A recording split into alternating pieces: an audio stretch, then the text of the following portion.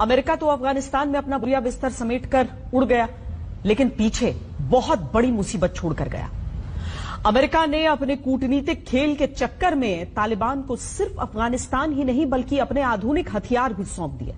जो हथियार अमेरिका ने अफगान सेना को दिए थे वो सब अब तालिबान के पास है। टैंक हो, बख्तरबंद गाड़ियां हो, तोप हो, आधुनिक राइफलें हो, तालिबान को ऐसे गिफ्ट मिले हैं जिसने उसकी ताकत कई गुना बढ़ा दी। ये हथियार अब तालिबान के सामने खड़े हर विरोधी पक्ष को कुचलने का काम करेंगे, जो अपने आप में बहुत खतरनाक है। हमने तालिबान के नए हथियारों का वीडियो विश्लेषण तैयार किया। इसे देखकर आपको यह खतरा पूरी तरह समझ में आ जाएगा। युद्ध के लिए तैयार कम से कम 44 दमदार टैंक, युद्ध में इस्तेमाल होने वाली 1000 से ज्यादा बख्तरबंद गाड़ियां, कम से कम 775 तोपें, लैंडमाइन से बचाने वाले 20 आधुनिक वाहन। 72 घंटों में तालिबान को हथियारों का जखीरा मिल गया है और इसी के साथ जबरदस्त ताकत मिल गई है।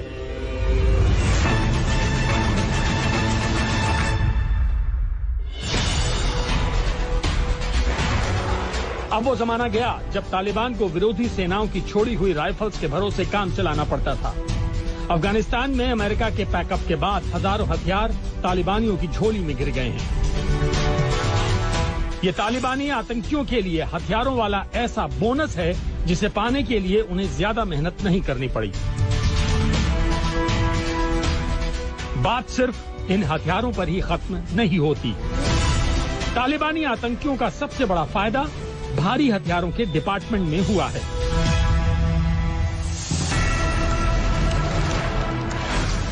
तालिबान के पास सिर्फ 1 या 2 टैंक को हाईजैक करने का पुराना अनुभव था, लेकिन अब इन कट्टरपंथियों को युद्ध में दहशत पैदा करने वाले टैंकों की पूरी रेजिमेंट मिल गई है। जाहिर है इसके भरोसे तालिबान अपना शासन, अपने तौर तरीके अफगानिस्तान पर थोप सकेगा। सैकड़ों बख्तरबंद गाड़ियां, मशहूर हमवीज तालिबानियों के हाथ में आ चुकी हैं। इसका मतलब यह है कि तालिबानी आतंकी बिल्कुल उसी तरह से मूवमेंट कर पाएंगे जिस तरह की मूवमेंट सेनाएं करती हैं।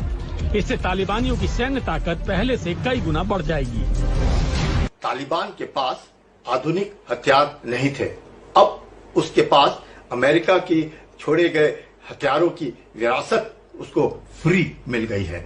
अब तालिबान का मनोबल में जरूर इजाफा होगा, उसकी ताकत में इजाफा होगा। और अब जब तालिबान ने सरकार चलानी है, और अब वो एक आतंकी संगठन नहीं, उसने सरकार चलानी है, अफगानिस्तान की हिफाजत करनी है, तो अब ये जो हथियार हैं उन्हें अपनी फौज खड़े करने में जरूर मदद मिलेगी। अब जब उसने जनरल एमनेस्टी की घोषणा की है, तो जो पुराने उनकी फौज में लोग थे, अब तालिबान की सरकार में अगर वो चाहते हैं तो वो आएंगे और ये जो हथियार हैं उनकी फौज की जो ताकत बढ़ेगी।